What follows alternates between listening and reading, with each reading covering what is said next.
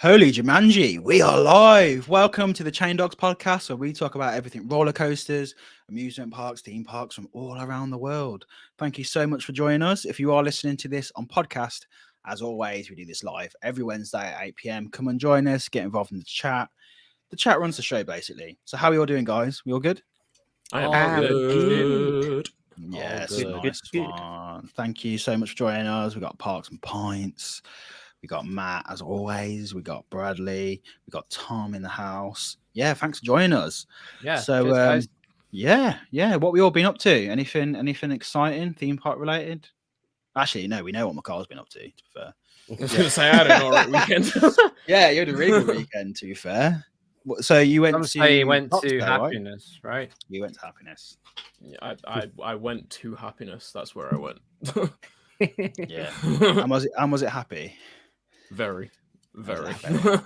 We're going. No, you don't want me to. Do you want to talk about it now, or shall we do it after we've covered the topics? I don't mind. I know you don't want me to hype it up too much because you don't want to go in with like inflated expectations or anything. I know it's sick, and I know I'm going to love it because, I still can't get over Enzo, and I know that's like not even like a quarter of how good Ride to Happiness is. So I know I'm going to love it, but it's like I've said before, it's like when I did Taron. I knew how much I was going to love Taron, but I was just still like, go in there with your expectations down. Yeah, and it makes it so much sweeter when you. I was about to say it's pretty much just like it is just a really nice feeling to not expect too much and then have a coaster really, really surprise you. Yeah. Which I suppose is kind of what happened to me, honestly, because I didn't really not that I had zero expectations or anything. I knew just like you, I knew it was going to be good. But you've done Time Traveler, haven't you? You've done Time Traveler, so you've actually done the only other version of that ride. Yeah, and I was expecting it to be better than Time Traveler, but I just mean in the sense of I didn't know where to place it because it looked just like. It already looked like a step up before even writing it. It already looked like a step up from Time Traveler. So I wasn't sure how much better it was going to be. And I really in terms of where I would rank it, I really had no idea where it was going to, fall for me. But I'm just going to say it right now. Get ready to clear some space in your number one spot. I'm just gonna say it like it is. I know you don't want to be surprised. I know you want to be surprised. I know you want to be surprised, but I still maintain that even if it is I said it before, about Flossicase. I'm worried for you, Sean. But I'm saying, you know what? If I find a brand new number one, I'm not arguing with that. Flipping hell, we'll just have to mention that every podcast. I'd rather have a number one, coaster in just over the pond rather than literally just. Than it being Florida or somewhere. So I'm, but I said it about Taron as well. By the way, if you didn't know, me and Joe are going, and a few others are going in literally a week or so. After this weekend, it's a week we're going there. But yeah, it's Taron is going to take some beating just because of the entire area. I just love it. I just love it. If you've been to it, even if it's a number one, you will understand how great the theme is around there and stuff, and it's right on my street. But also making me excited about one. Oh mate, you're gonna love it. You're gonna love it. It's so good. It's too long away. But what? So much. Yeah, I know. I am jealous, but also I need to do more parks. I need to stop going back to the same parks, which is Esplanade and wanting to go back to Fantasyland all the time. It's there are more parks out there to explore. But so where does it sit in your rankings, do you reckon? So it's at number 6. That's high considering you've done pretty much most people's bucket list coasters. Let me just pull up my rankings. Yeah, I'm interested to see. Here we are, Mikhail's top 10. I'm an uber nerd, and I have an Excel spreadsheet. Nice. I genuinely thought you were about to say I have a PowerPoint presentation. Tonight's show is sponsored by PowerPoint. Put together this lecture, this hour-long lecture tonight. The question is, do you have a clicker? Yeah, I have it at number 6. Next slide, please. Below Outlaw Run, which is number 5. So go from 10. Go from 10 for us. Run down from 10. Down from 10 up to 1. Okay, so 1. from 10. Okay, so from 10 to 1, it's El Toro. Number 10. El Toro at Six Flags Great Adventure. Steel Vengeance. Intimidator 305. Taron. Yeah. Ride to Happiness. Wow. Yeah. Outlaw Run. Fury 325. Lightning Rod. Zadra and Lost Coast. That's top 10, man. I am. Yeah, mate. And that's the thing, like, for people who have not really seen a lot of like past episodes or like Coaster Gen show, like McCall has ridden pretty much your entire bucket list. He's like, he has, like, I think I've done a bit. I think you're missing like Asia, really, but he's carrying like the bucket round. To be fair, I'm missing a lot of Europe, and there are like a lot of areas in the US that I'm still yet to get to as well. True, but I mean, it comes with the with the territory of, you know, working at parks in uni, like during uni. Like I haven't just like been on loads and loads of trips just out of nowhere. Like, I get that, man. And that's the thing. Like I see a lot of like younger enthusiasts, and they're like, "Oh, I'm so jealous." And I'm like, literally, when I was in uni, I couldn't even afford tea bags, man. So, I mean, there were times where I couldn't either. I could barely afford to go to Alton Towers, but I basically just went to Alton Towers all the time. That was my enthusiasm. Like, I couldn't afford to even think about going to Pleasure Beach that much, to be honest. So, you know, it's only now I'm in my early 30s that I can now start affording to like branch out a little bit. Like don't I mean, like, I feel like that's that pressure on Twitter where people are constantly seeing people going on trips, and it can get you down sometimes. For sure. And I think you got to think, and I mean, that gets to everybody as well. Like, I know people that I've met in the past, you know, few years who have like got 400, 500, been on 400, 500 roller coasters and stuff, like still see other people doing trips on Twitter, and we're like, oh, I'm so jealous, I want to get out. Like the amount of Americans that see, like, you know, coasters like Taron and Ride to Happiness and Tiger and Zadra and Hyperion pop up on Twitter and stuff, and they're like, I'm so jealous, I want to get out there, and ride everything. Like, I mean, it goes both ways. And I mean, it's just like, obviously, like it's needless to say, you don't have to have ridden like fucking 200, 300, 400 coasters in order to be like any more of an enthusiast. Do you know your count? Mine. Oh, Carl, yeah, 318. Fucking sweet. So like, I mean, like, I've ridden a fair few, but like, it doesn't make me any more of an enthusiast than someone who, you know, has ridden 50 or 100 or whatever. I feel like there's that, like, one? Yeah. I mean, it'd be hard to just do one. That'd be like a wacky worm at your local park. I mean, you've got we've all got to start somewhere. We've all got to start somewhere, Sean. I mean, come on. True. As I say, go big or go home. Yeah, that's it. I mean, you can't. You can't say anything. You use stealth as your first ride. That's just a mistake. Imagine if stealth was the first ride you'd ridden at Thorpe Park, and then instantly just went, "Fuck this, it's not for me," and just didn't ride it. You just like it well could have been. Yeah, it could have been. It could have. Yeah, this life is not for me, fellas. Nah. I reckon Hero's done that to some people. You know, people. I'm not going for this. I've not ridden that thing, but I've heard the horror stories.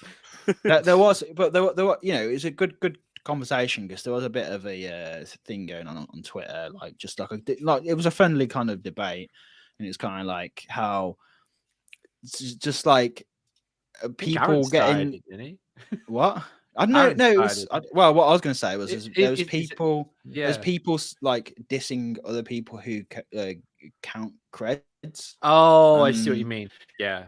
There was that thing going on, and it was like it's a kind of a constant thing where it's like, oh, I don't need to count creds. It's like, it's fair enough if you don't count creds, but like some people do, because it's more, for me anyway, it's like a personal challenge. Like it's like challenging myself. Like it spurs me on. It's not necessarily, most people I know who have got like really high cred counts are not like, your opinion does not matter sort of thing. Do you know what I mean? They are literally just like, they want to know how many coasters that they've ridden. And some people just like hate on that, and it's like, why? Like it's like anyone can do what they want. If you don't want to, you shouldn't be. If you have a low number, you shouldn't be discounted. If you have a high number, you shouldn't then be like discounted, like, oh, you've ridden that. So everyone should just get along, man. Like people in general just spend too much time watching other people. Just do what makes. But it's hard not to on socials. I think that's the thing. It's hard not to.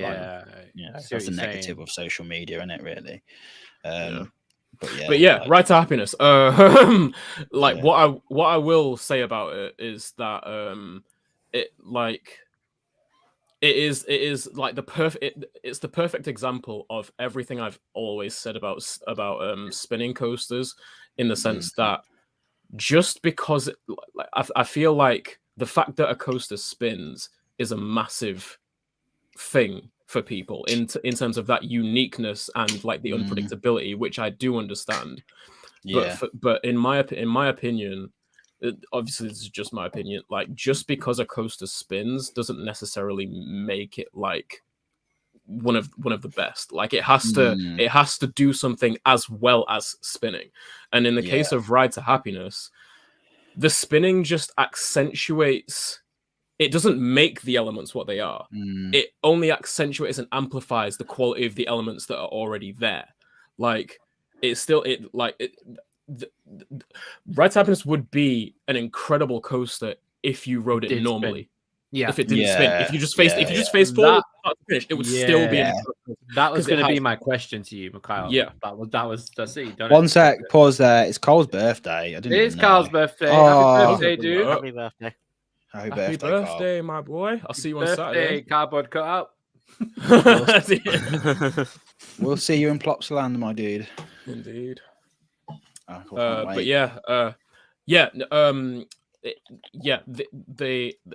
the ride would be awesome, just ridden normally, let alone spinning as well, because that's nice to hear. I like that. Like the elements are ridiculous. They're absolutely ridiculous. As we all know, I've been on my fair share of RMCs now. This thing has some of the strongest airtime I've ever experienced on anything. Wow. God, you're getting me too excited, man. Oh God, I'm scared for you, mate. Oh, no. I'm literally hold on to it. I'll try not to say too much, but in the first car, I won't say the front row, because like obviously the thing spins, so like whether you're in the first or second row, you're going to end up at the front of the train at some point. So just in the first car, when you go up into the top hat, ridiculous. The strength of the airtime going up into man. Is that because it's so steep? Insane. It's because of the profile and it going up into the top hat, and it's proper, just really shallow. Yeah. I know it's, I don't like to compare like Enzo, but that's the only thing I've got to compare it to, because I've never done a lot. No, I get that. Spin, no, it's not anywhere near this. It spins the roller Dragon's Fury, yeah. Dragon's Fury's a beast. I mean, we have got some serious spins on both. No, yeah, Dragon's Fury is mental. Yeah, but that's the thing. Like them like Mura spinning rides. Yeah, like that's a waltzer on tracks. Like that's what it is. Like it's a different experience, isn't it? Yeah, like that you need, if you don't get spins, it's shit. But like just experiencing Enzo's like an icon, like going on the top hat, even if it's like a small little top hat, but like even just going sideways on that made that flipping like launch just feel like 10 times more forceful. And that's like at the start of the day. So like now I'm just like, oh God, I got mentally preparing myself for like for Ride to Happiness, because I'm like just going, like I say, just going sideways or just having a little bit of like wiggle room on it made like such a difference. to that, because I love Icon, but everyone knows Yeah. that first launch is kind of like nothing to write home about. The top hat's always it's a bit cool, weak. but Yeah, like, when you go it's weak over as it. hell. But like just doing Enzo, like, I just was like, that is just it's powerful. So I'm stoked, man. Sounds cool. Sounds But, cool. Anyway, we got to have a short one today. So we We better still get got on a to short topics, one. bro. Yeah. We can talk more about it once you've written it. Oh yeah, man, I can't wait. Can't wait. A Talking podcast of of Icon, happiness. talking of Icon, that coaster that goes on top of it, over the top of it. Oh, the big one. The red and blue one. The big Speaking red of one. Pleasure Beach, Yeah. The big one. Yeah. Roller cola, big one. Big one in back. Excellent. All I have to say for big one is lol. Yeah. Yeah, pretty much. Yeah. It felt left out of the Valleying weekend. I think it was a WhatsApp group, and they were just like, "Shall we do it as well?" Yeah, okay, let's do it. Let's make everyone not feel as bad. Like, saw Rita getting involved. It was like, hey, I want a piece of that. if Rita can do it, then fucking we can do it with an arrow. Oh yeah, it was. It was Lola, Emma's daughter's first riding Icon last weekend, and that's so cool to see. Like she's just made, Awesome. like she's just tall enough to get on it now. Whoop, So whoop. like that's amazing. There's a lot of people who are enthusiastic who've got kids, and they're like, I know Rollercoaster Rachel's Sappy as well. She's gone a lot recently. Like they had TV press, didn't they? Did you see that? They had like the BBC down or something. Crazy. Like, but it's so cool to see, though. It's awesome. Like, yeah, it must be the most like, especially being an enthusiast like that, seeing like your kid. For sure. Their first, that must be like so rewarding. Yeah, makes up for all the moaning and stuff. I'm missing out on coaster trips because you can't get a babysitter, Emma. Bring her makes up for it. But yeah, so obviously just for you, and if you hadn't heard, obviously I think everyone's heard, most people. But yeah, big one, valid. When was it? What day was it now? I'm lost track of the days. The other day. I don't know. The ball molded into one. Monday? Was it Monday? Earlier this week or was it last week? It was Monday, I think. It was Monday. Yeah, it was. Monday, Tuesday. It was Monday. I've never ever known big one to stall there. I mean, someone will tell us it has, but yeah, I hope they have. Like, I hope it has, because then it's not like a Tazica thing, because that is the new profile area of the track. But it was running so flipping slow. Like when you see the video, the wind. I've just seen there's another view of it, and it's someone that's actually in the hotel, and right outside their window. I didn't see that one. I put that in the topic notes. Right. Oh, literally, someone in the big blue hotel. Hello, Vic. How you doing? Taking a photo of it from their hotel room. I think it's a big blue. Yeah, it was just there, weren't it? Yeah. But yeah, it does raise some questions, but also it's kind of like, I don't know. At Reedy3K on Twitter did it. What's that? Oh, the video. Can you share it in the private? No, I took the photo from their hotel room. Yeah. Oh, you put it in, did you? Nice one. Yeah, I sent it already. Sweet. I'll show that. But it's perfectly valid. Like, I don't know. It's just what thing to see outside your hotel room. I know. It is the first thing, because I've stayed at Big Blue quite a lot now. And it's the first thing I thought of was like that. Someone's got to have a good photo from Big Blue in there. Yeah. Because like that's it comes. It feels like it comes so close as well. But yeah, man, like it just raises a few questions for me. Like, I know the wind was in that direction. It was directly facing like the brake run. Like it was blowing that way across Blackpool. I had a look the day it happened. Yeah, and it's pretty rare that kind of happens. It usually goes straight up the front or down. Like it doesn't usually go on the weird pattern that it was on. But that being said, it should. They've operated this in much worse winds, even though because it was like 30 knot. Like something. gusts.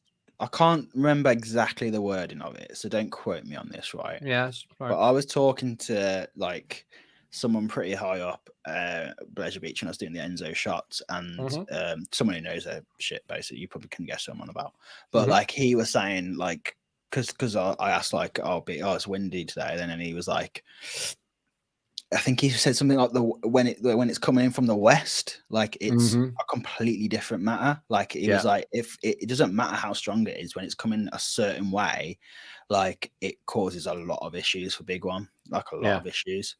So that's sort of the same. Basically, it was like, even though you may see it operating windier weathers, it really does depend on obviously direction, which is pretty obvious. I guess some people think that, but I didn't really think about that before. It's like where the perfect way of like stopping it down, you know. Well, it was literally like if you took like a straight line and from the wind direction and took it from the brake run and moved it across, it was like a straight shot, like even towards like the other hills coming backwards. So obviously it's dropped speed coming back to that section, gone over the new track. I was thinking, but surely, this might be a dumb question, but me just using like common sense, like surely it takes a little bit of time for like a track to like be like worn in. Do you know what I mean? Like, even that's what I was gonna say. Yeah, that's what I was gonna say. Like, obviously, the cross tie denseness on this track, this Tazika track, is a lot denser than it was in the past, which makes me feel like it didn't have as much movement, maybe so far, for it to actually just smoothly move it along as much as they'd like it to at the moment. But I don't know. I was just raising a few questions in my head. I was like, is it too dense? Is it not? Like, because it just looks strange, you know? Like, Emma's in the chat just said what I was thinking. Here comes Mark Yates with the facts, mate. He's in the chat. Crane to follow. He's in the chat dropping knowledge. I don't know. I did see this. Yeah, they got it testing the next less than 24 hours. Yeah, literally. I think it was the day after. It was testing. Yeah, that it was testing again. So I don't know. Mark brought the crane in. Mark drove it. Yeah. Mark's like, I'm on this, mate. Mark was checking the wind on Google and then headed down there. I was like, something's going to happen today. I feel it. I can feel it in my bones. But I just feel like... Yeah, go on. I just feel like maybe there's some sort of engineering thing to it.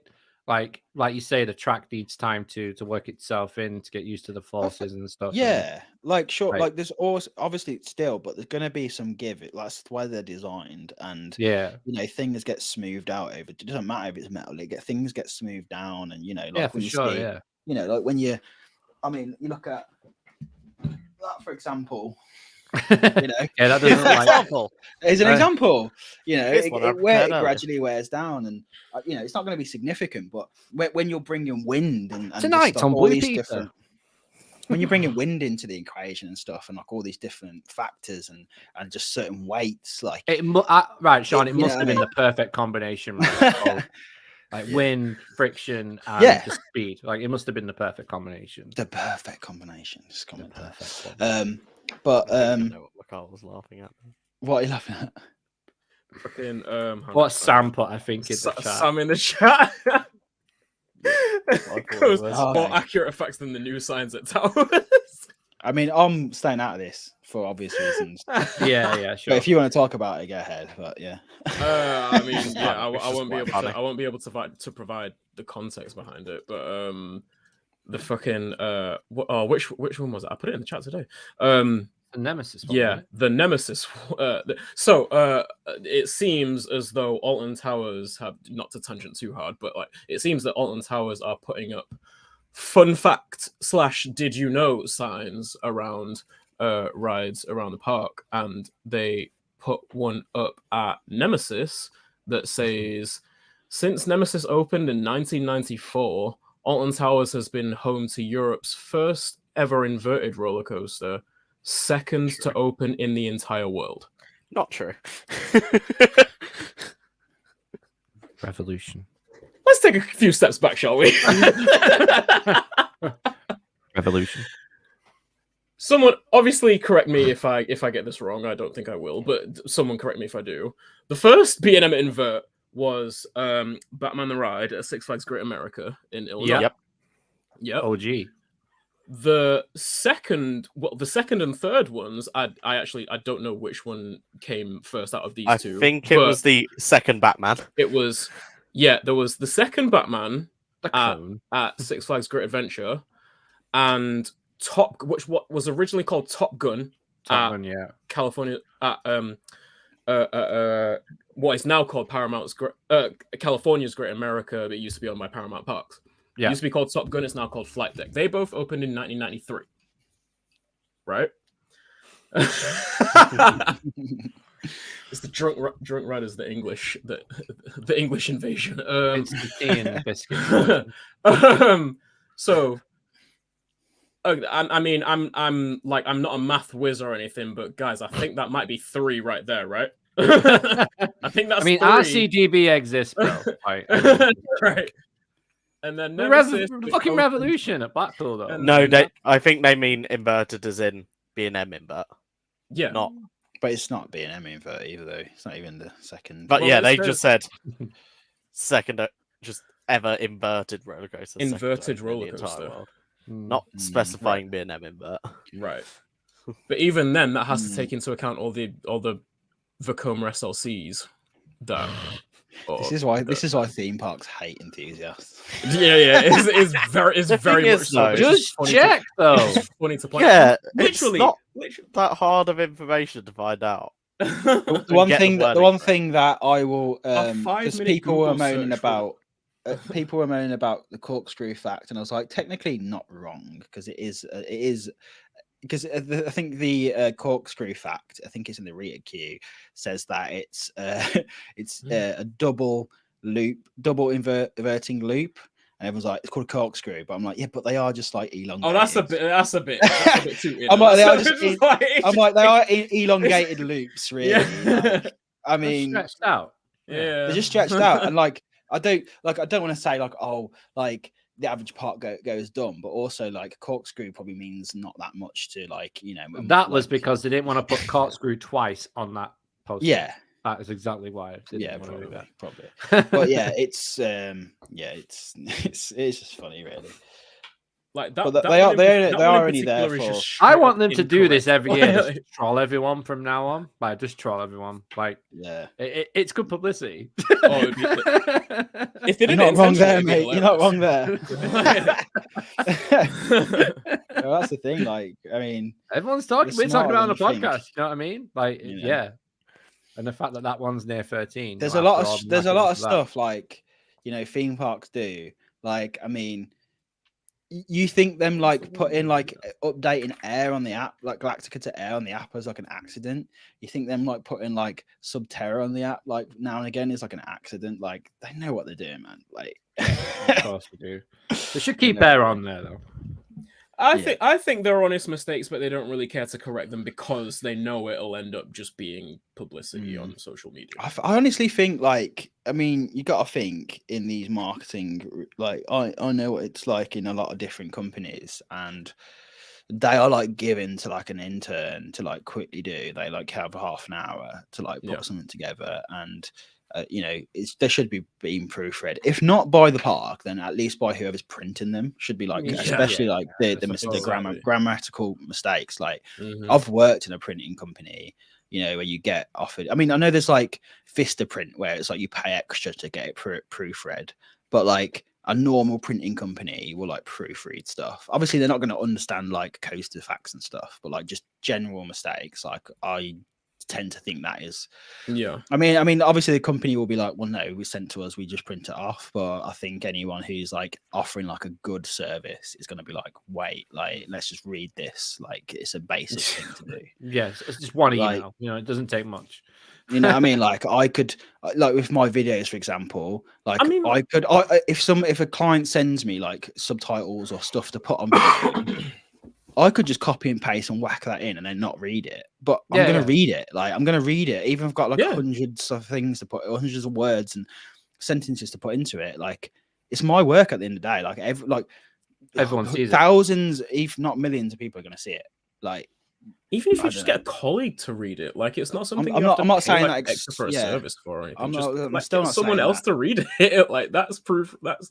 I'm still not saying like it shouldn't be proofread by someone else in the department, but I also think like I don't know, man. Like when you're trying to offer that like such a big contract that whoever's had that contract on to print them signs, like there should be something on there as well. Makes me want to buy some printers. Not gonna lie. Flipping expensive, mate. Laminate printers. Most places, yeah, laminated. But yeah, go back on Big One. It's good that they got it back going up. Good going back up. Yeah, great sentence there, Sean. Yeah. Yeah. No, Sean, no word. Good people. Yeah, no word. No, good. I'm the host as well. But yeah, it was good seeing it testing so quick because when I saw that I was like, oh no, it's going to be down for ages now. But yeah, they got it going around. I mean, let's hopefully it gets going for like this weekend because it's a major weekend. For the car, I was getting a little concerned that it'd be closed again for this weekend, but it doesn't look like that's going to be the case. Speaking of things opening, yeah. Yes, big one, isn't it? So talking of Merlin Parks, before we start, we were just talking about Merlin Parks. Talking about Merlin Parks, Gardaland over in Italy have opened up Jumanji: The Adventure. So this is I just realised we actually haven't talked about this yet. Jeez. Yeah. Because short one. No, but I kind of like that we ease it. I'll keep it quick, but I kind of like that we ease into the main topic, like some way into the episode. Well, we were going to talk instead of just starting at the top of the episode with it. We're going to talk about Plopsland and what's happened is anyway at the end, so we just brought it forward. So there you go. So Jumanji is opened, and this is like a full-on like Merlin magic making ride. You know, John Burton, who's done like, I mean, what's John Burton? I know he's done Gangster Granny. I know he's done Black Mirror. What did he do? Yeah, he did something on Wicker Man. He works with it. He wasn't lead. He wasn't lead on it, but he did. He's only but like he's been the creative lead on Jumanji: The Adventure, and my God, like they have like knocked it out of the park. They've done well. We're not gonna. Don't worry, we're not gonna show a POV because I don't want to spoil it. We're gonna talk about some stuff. So obviously, if you don't want to know absolutely anything, but we're not gonna just like throw a POV up because I don't think a lot of people. I wouldn't want to see that. If, I have seen the POV, but I was gonna say, am I the only one who's watched it? Like, no, all the way through? I'm not. Yeah, I've like skipped through most of it. Yeah, skipped through some of it. Like, seen most. But, very bloody impressive, though. Yeah. The first thing to say is, like, obviously we know this that they have the rights to Jumanji, so the fact that this room is for Chessington for their B&M. I mean, the plans with now. The paving that they were going to do that had basically the Jumanji board in the paving. It was quite obvious. we were like for months like, it's not Jumanji, mate. It's not Jumanji, mate. That's fucking Jumanji, mate. Like, no, I was convinced it was Jumanji. The only thing, so was I. I didn't think it was B&M, but I mean, them support. We've seen the footers now. The show building. I was hoping to see like the front of it in a photo, but I can't find it. Maybe type in press day, maybe come up. Oh yeah, could do actually. Good thinking, man. Press day.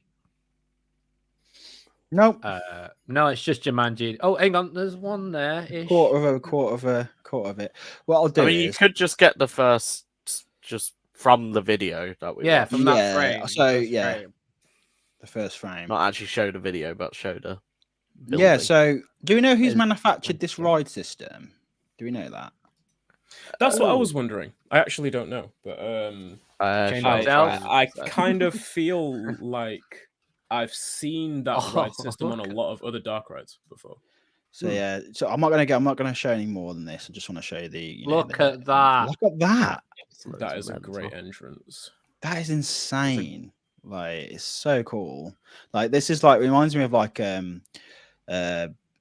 Vogel Rock at Efteling, like that, like massive bird, and you walk through underneath it. Like, it's got that. It's like I can see that. Obviously, it's completely different, but it's got that like same type of like vibes to it. But yeah, man, like everything. Yeah, this like the pre-show is wicked. Like the pre-show has you're in like this room, and then like there's a reveal. It's like it comes away, and it's like okay. Before we get, I have one question. But before we get like inside the building, just like from this view of like seeing the show, like the entrance facade as like you know from this perspective, doesn't it look like the building is just in the middle of nowhere? Like yeah, I when don't it's know further back, it looks like there's nothing else around. I don't know if it's just me. Like I was expecting there to be some foliage around just like the entrance plaza area to make it look like it's really set in, like the show building is really set into I suppose like the jungle or something like that. Maybe it's like Wicker Man where they've planted some trees and we've just got to wait for it to grow. Maybe. Yeah. I mean, perhaps. I mean, like right now, it literally looks like it's just like in the middle of nowhere. Like, what I can find, kind of the ride vehicles, and track were by Oceaneering. That's the okay. One. Yeah, yeah. And then media effects by Frame Store. And then 20 odd foot tall animatronic by Futuraform. Oh, nice. Okay. That makes a lot of sense that it's Oceaneering that did the work. Yeah, I'm gonna this shows like a better like the colors of the facade and stuff reminds me of like Crop Drop. So like I'm really excited for Jumanji at Chesington just for that. Yeah, it would fit in really well actually. Yeah, it's a lot more detailed though. A lot more natural looking. So this is like water effects in the front of it. Like, mate, it looks epic. Like, looks so sick. It looks really amazing. But yeah, like there's a great mixture of screens and like animatronics, which I'm a massive fan of because I think screens have come on so well lately that it's great, but still like a whole ride based on screens to me just feels like it doesn't feel great. Like you know, like if you do like Ninjago, for example, I'm like, it's just basically screens and it doesn't really do anything for me. Whereas like if you've done like Sesame Street Mission at Portaventura, that's a perfect example. That's got like loads of screens, but then there's like loads of like sets with like the like animatronic, like, you know, Sesame Street details and stuff. And it's brilliant, and it really immerses you into it then because you get into the bits where the screen is coming up and stuff. And you know, again, Forbidden Journey is a great example of that as well. There's loads of screens in it, but there's like just as many great, like, you know, Dementors like flying at you that are real and real animatronics, not actually Dementors. I know it's not on the same scale, but like you get your soul sucked out of you by real Dementors, guys. Yeah, but Gangster Granny has that kind of vibe, like the way they use different set pieces and stuff throughout. Even though you're focused on the screens, but around it gives you that feeling like you're in a vault or you're in the, you know, just like simple simple props or legit, like things around a screen like make a massive difference than just being a screen. Like if there's like things around it, like it makes a massive difference. But this is another level. It's like it's like universal. If you don't mind, if you don't mind it being spoilt for you, like go give the POV. What I would say is don't watch the one that says low light because it's ultra low light and you see like the walls and everything, and I'm like, that just ruins it because that does not look like what it will actually look like when you're there. But there's the animatronic of that, like the rock monster, whatever it's called. Like Jesus, that is epic. What I was surprised about though is a lot of the time screen effects look really good in person. Don't translate well to video. Some of the effects that they've got in there that are projected look like physical. It looks like it's coming out at you. Even sets, even on video. The screens look invisible, basically. Like that, it actually looks really, really well done projections that are going to be hard to tell.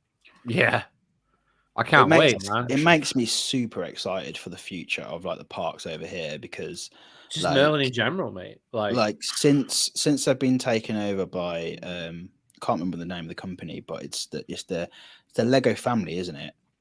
It's not actually Lego, but it's the people of like the Lego family, basically.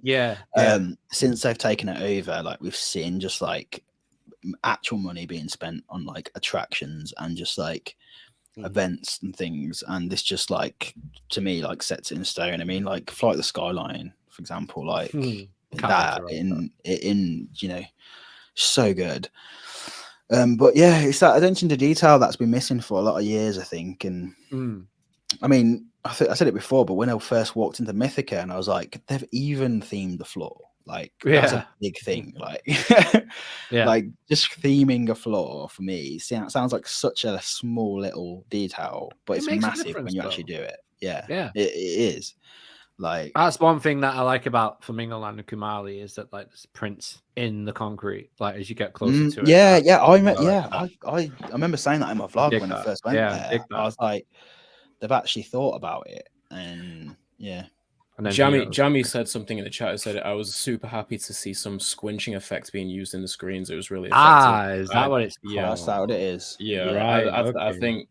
I mean, if I'm thinking the thing that he's referencing, just how like you're not going to type in squinching effect in Google. That's going to come up with something dodgy in it. Like that is I was going to say I'd probably that's probably definitely not risk that's definitely a category of some sort. Squinching. You've never reached 30 episodes. That's it. Done.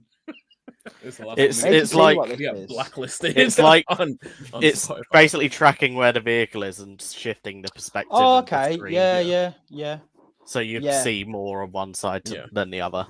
Yeah, there's that, but there's also obviously like layered. There's got to be like layered. Yeah, it looks like there's layers, definitely. Because that's the effect that makes it seem like it is actually coming out the screen without using 3D glasses.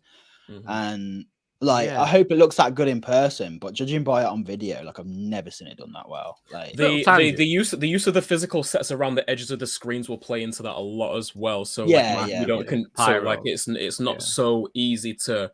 But I've seen that on Universal rides. That's what I was about to say. It still doesn't look as good as what that scene does in this ride. Like that must be some mad new technology, because I mean I haven't done Pirates, and I think Pirates might Pirates in Shanghai. Disney. Oh that's like next level. That's probably like that's one of the best instances of that technique being used. That and like what's the there's a I think the new-ish Beauty and the Beast ride at Tokyo Disneyland as well. That used that technique really well in some scenes. I think it was that one. I think it was that. That I remember noticing that as well. But it's nice about I think the only thing that I noticed was there's a lot of I don't know if this is just because it's a POV and you can be highly critical when you're like watching a POV, because you're not there, you're not hearing it, you're not seeing it in person. But there's a lot of there's a lot of fire exit signs in it, like fully lit up. And it's like I couldn't not see it because there was everywhere. So I don't know if that's like an Italian like a health regulation in Italy. I don't know if that they have to have so many and they have to be lit up at all times. But I was like, that really takes it doesn't know what I don't want to say it takes away, but I'll say if I could find one negative, it would be that was something that stood out to me. Because I don't like seeing that in rides. When I'm actually on dark rides and I see that, I'm like, it's kind of annoying. But I understand that it has to be done. But there must be like a way of like not having to have them lit up all the time. Like why can't the if it is so, why can't the regulation be like, if an emergency happens, they all pop and they come on? Because you shouldn't be getting out your vehicle unless the vehicle stops. Like if the vehicle stops, fair enough. Like bring them on. But like, why have them on at all times? It just seems a bit over the top. It's like that on Duel as well, isn't it? I always shoot them. I always forget and shoot them. Yeah. And there are instances like examples of other dark rides where the signage or just like the lit up, part of the signage is what you see, and like the actual physical thing is embedded into like rock work or like part of the physical set in that room or in the transition between rooms and stuff. Like that's been done, plenty of times on other dark rides. And yeah, like it is kind of like you don't want to be in a really believable scene and then just see like just the rectangular glass just like off to the right corner with fire exit this way like being shot even if they like, cause there's no way you get around it. The amount they've got in this ride is like insane. I've never seen that many fire exits in one ride. But like you could probably do it in probably all go to the same room. Yeah, probably. But like there could be some instances that if you had them like in this country or other places, like where you could, even if you just put some kind of like green lighting around the area and foliage around it, it would just blend in a little bit more. You could still see it, but it just wouldn't be like eye-catching where there's like darkness and then just like just by itself. Like if you just made it a little bit more busier, it'd be less likely to be noticed unless you stare directly at it. But it's just like your eyes constantly drawn to it. So it'd be interesting to know about. I mean, maybe it's drawn to you more in a POV because, like you say, you're not there, you're not in the moment. There'd be loads of shit going on like around. That's you, what I'm thinking. I think it might be the case. To be fair, but I get exactly what you're saying. Like, it's just one of them things, isn't it? Like, has to be done if it has to be done. Yeah, it has to be done. That's nothing. That's not dissing the things, but it's just an interesting thing that I thought of was just like, wow, if that is the case that they have to always be there, like how could you make it? I bet it's a challenge, man. I bet they sit down and like, we need to get rid of these fucking lights. Like, how do we how do we work on that? Because it would be annoying to the designers. Like, okay, we've got to work around this. It'd be well annoying, wouldn't it? None of the concept art has fire exits in, right? So, but it's like even in this country, like you go into scare maze or something. Like, I can't ever remember seeing like just loads of them dotted around. But no, I think I seen one or two in the attic, but like not really. No, but again, that might be because you're in it. And you're not like being hypercritical of everything. You're in the moment, so there is a way that like they point you in certain directions because it's like Disney, isn't it? Like they never. If you look back behind you in Disney, like nothing is themed. It's like suddenly you look back and everything is unthemed. Yeah, so they're really clever in that sense because everything is ultra detailed down to the last. And this ride feels like it is designed to move you in the right location. Like something going on. You ever seen the other side of Expedition Everest's mountain? No, I've not actually seen it. I've seen the back of Galaxy's Edge because I ended up accidentally doing the staff car park. The rock behind. What surprised me about that was like no one stopped me going in there. I was just like, the barrier went up, and I was like, this doesn't look right. I was driving around, and I was like, no, this is the back of Galaxy's Edge. I literally can see that. You were literally in the construction site for the Black Star Cruise. yeah, I literally was. So you've been. Congratulations. How was space? It's pretty good actually. Good availability of parking around there. Got to say that. But there's some really cool things in there, like where there's interaction between the two ride vehicles, like where they come round and then like as you're going down, there's another one and then they turn around and like look like they're going to crash into each other and the headlights come on and it's like and then they carry on going back. That was really cool. They do that one well. And it's not just like a mirror as well. Like it's I'm right in thinking it's the other car as well. It's the other guests. But no,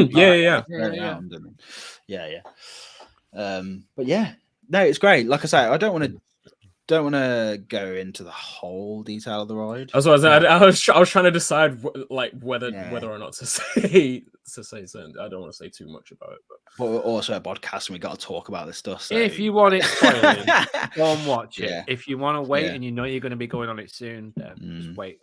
Hold off if you can. That's what I didn't mind watching it because I have watched a lot of dark ride POVs when I knew that I was never going to get over there in ages. And for example, like Rise. Yeah, well, I never did that. I made sure I kept that a secret to me. But like Symbolica, for example, I watched loads of POVs for Symbolica, and that made me want to go to Efteling, and I rode it, and I'm glad it didn't spoil it for me because being in there is like so much different to watching a POV. Oh yeah. And yeah, so POVs don't do dark rides justice. No. And if anything, it's better because then I was like, it exceeds your expectations and you think, oh, it's gonna be good, and you actually experiencing it, and you're like, that was so different to what I imagined it to be, even just watching POVs. So, but just don't get B mode. Like just hope you don't get B mode. Right? Yeah. I'll be going on it enough times to get like the right one. If you can, it's not something that changes throughout the day. Like if you get B mode one day, like it's on B mode for the day. Really? At least. Guys, if you're watching this still, if you can do us a favor, give the video a like. That would be amazing. And check that you subscribed. That'd be really useful to us. 171 subscribers. Like, comment, subscribe. Like, comment, subscribe. Like, comment, subscribe, guys. Thanks so much, guys. Let's get to 200. Shout out El Toro, right? So yeah, I think next up, talking of Merlin Parks again, Festival of Thrills. So just said Holy Merlin to open the show today. Holy Merlin, yeah. So I did Festival of Thrills on last week, basically. The fuck was that me just yeeting my microphone? It's like it wouldn't be a Chain Dogs episode without you yeeting your microphone. Don't worry, mate. But yeah, Festival of Thrills. So this is the new event, the brand new event. They've never done it. This is the first year they've done it at Alton Towers, and it basically the premise of it is that each one of the big 7 roller coasters. So that's all the SW coast, Secret Weapons coasters plus Rita. plus Rita. That's something to put on a poster, like, you know. Yeah. Just small print at the bottom, in the bottom right. This is not a secret weapon. So yeah, they've all got a band representing them. And there's 4 stages. There's a stage in like each of the main areas. You've got one in Forbidden Valley, which is like right next to the Galactica's portal. So like in that big massive area, you've got a stage there. You've got a stage in Dark Forest. And that is like next to Rita's entrance queue. And then you've got, and where is the other stage? You've got Wicker Man. You got Wicker Man, which is pretty much just in the plaza. Yeah, it's literally in that whole plaza. And then you've got, where's the other one? I can't believe in there. So we've got Dark Forest. Which one am I missing out? Did you say X Sector? Smiler, X Sector, X Sector is in front of Enterprise. RIP. So that's there. And it's, you know what, like I thought this was going to be pretty cool. Like I really enjoyed Mardi Gras, but I thought it was even better than Mardi Gras. The way they've got it set up, I thought it was really cool. I wasn't sure how it was going to work with having like modern music in these themed areas, but I think the placement of the stages has been really thought about in terms of like it's not really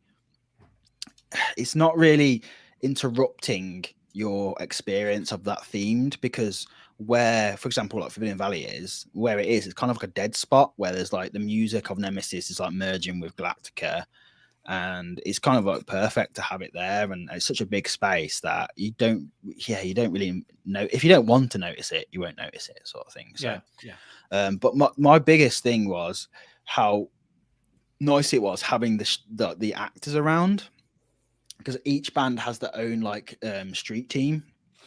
So you have like Bjorn at Wicker Man, and they're just going around and they like praise Wicker Man and like interacting with guests, which is really cool.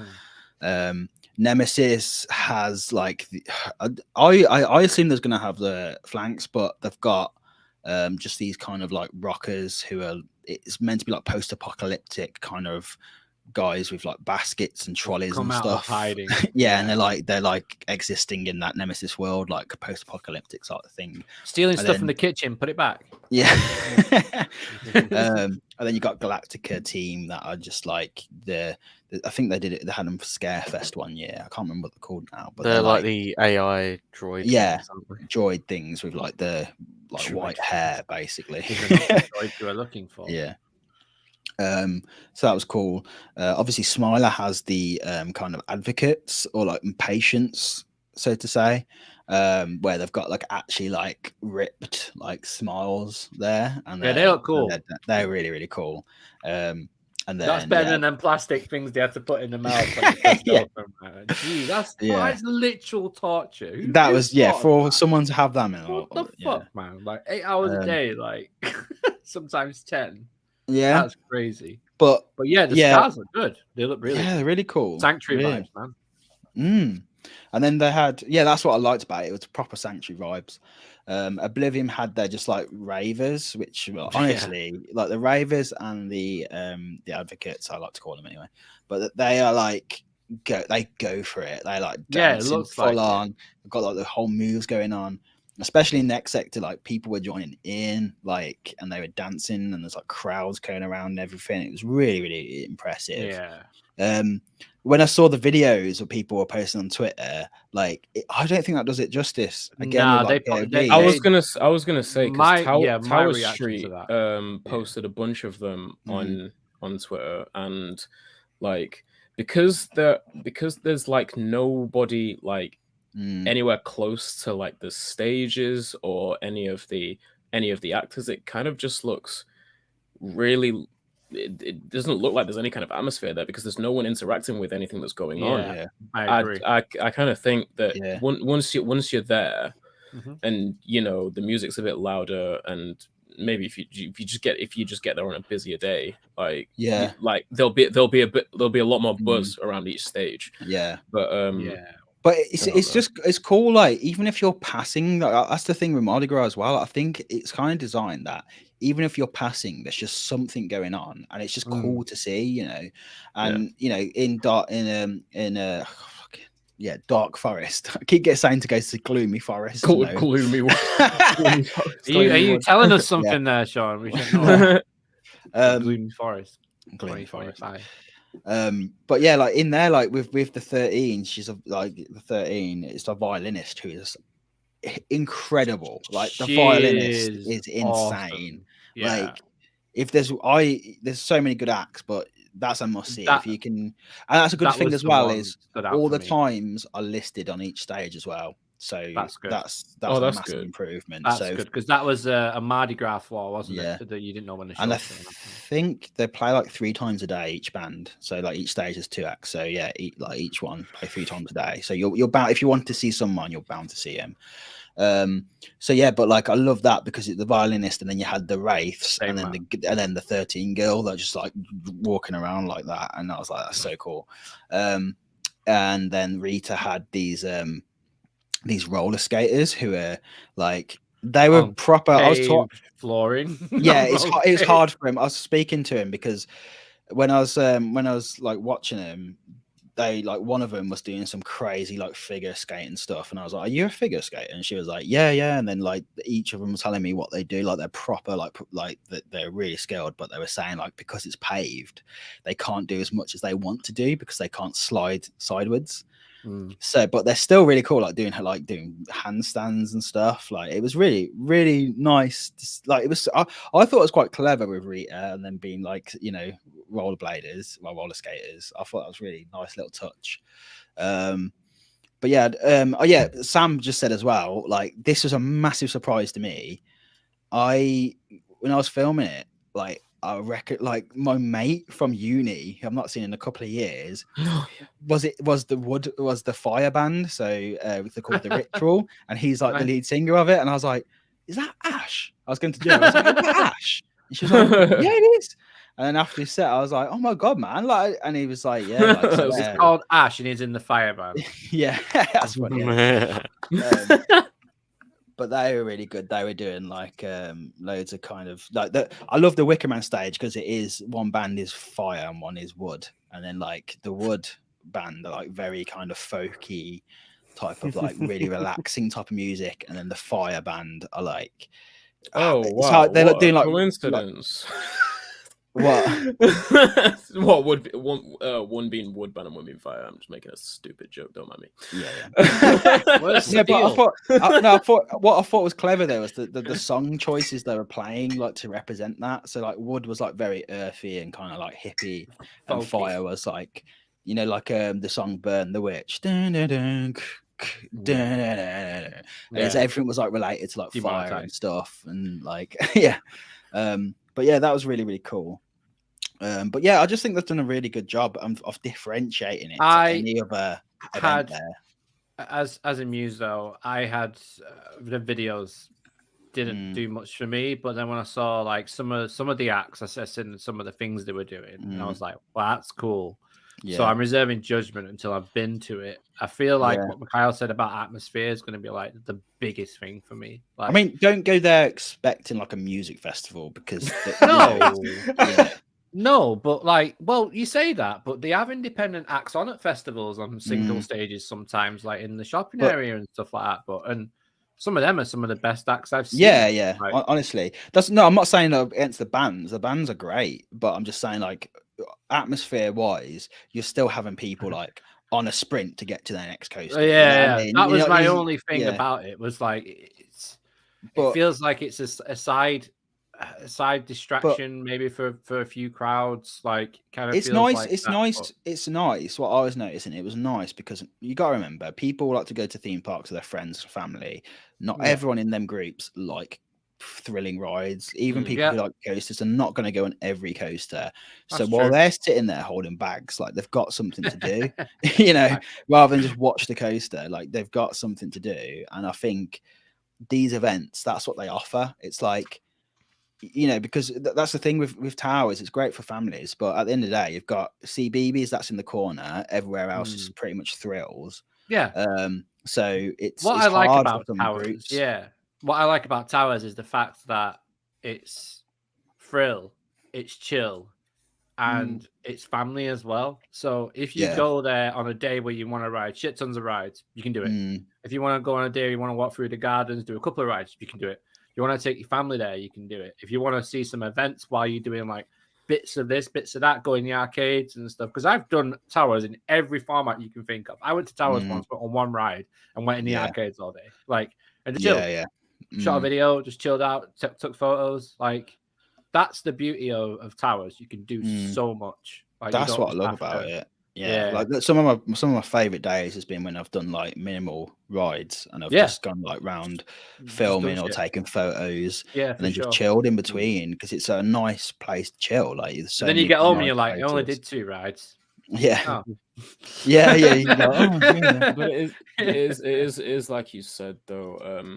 I don't think each of these stages are supposed to be the focus. Are supposed to become the focus of each area.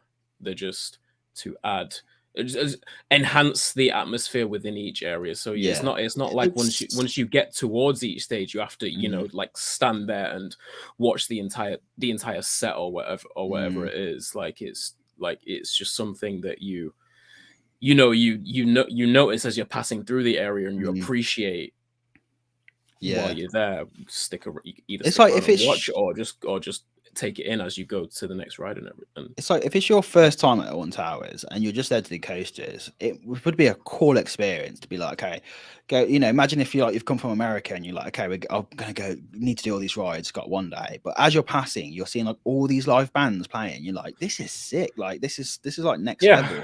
And it's like how it's like Disney, for example. You'll walk to one place to another, and then you'll see a parade. You're not necessarily there to watch the parade.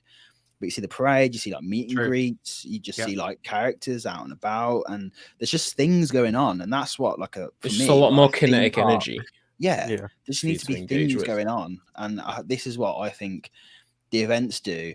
All of the events really, if they're spread around the park, not just like located just on the front lawns and Tower Street. Mardi Gras try to do it. I'm sure they found a lot of like ways to make it even bigger and better this year.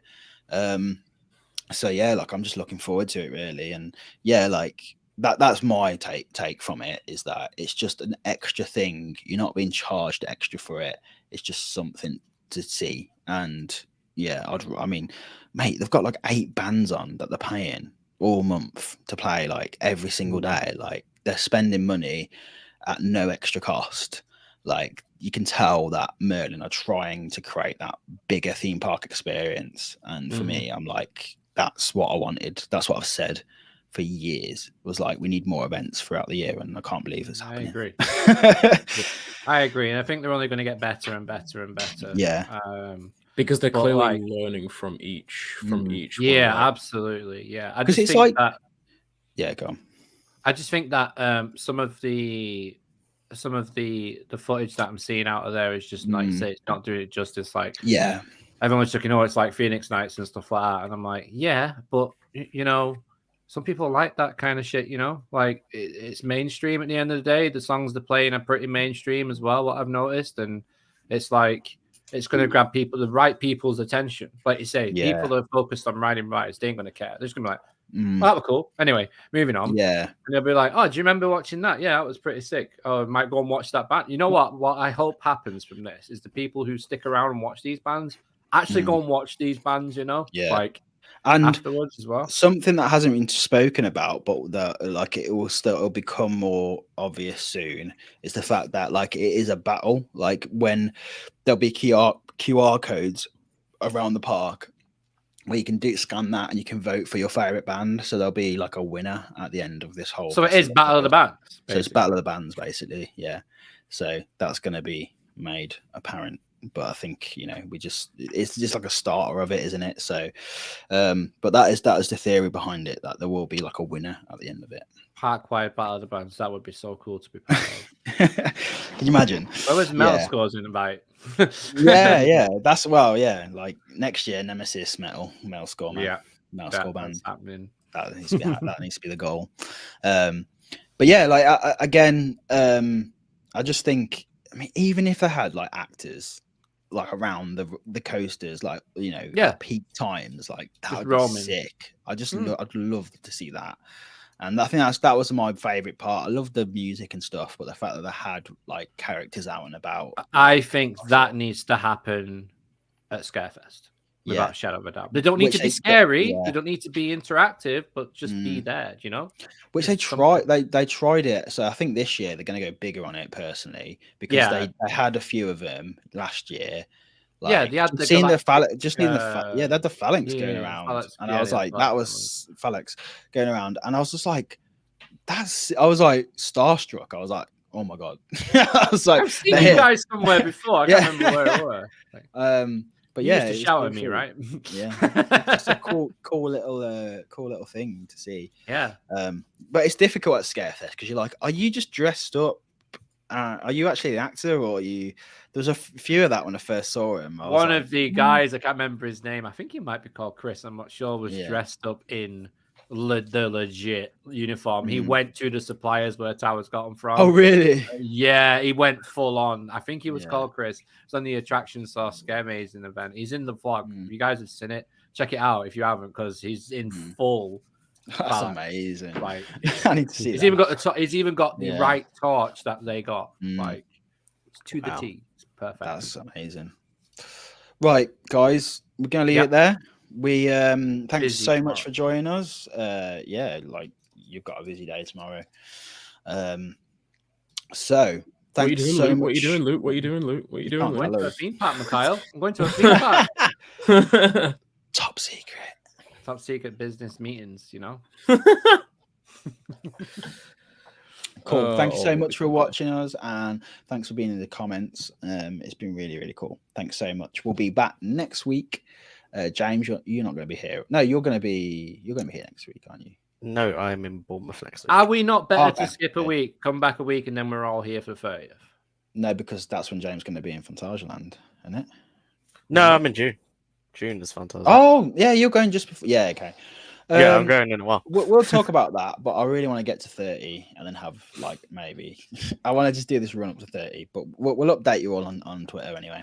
Yeah, on the tweet, at On Chain the Dogs. tweet. At the Chain I'll Dogs. be here. See you later, everyone. Thanks. Bye, guys. Bye. Bye.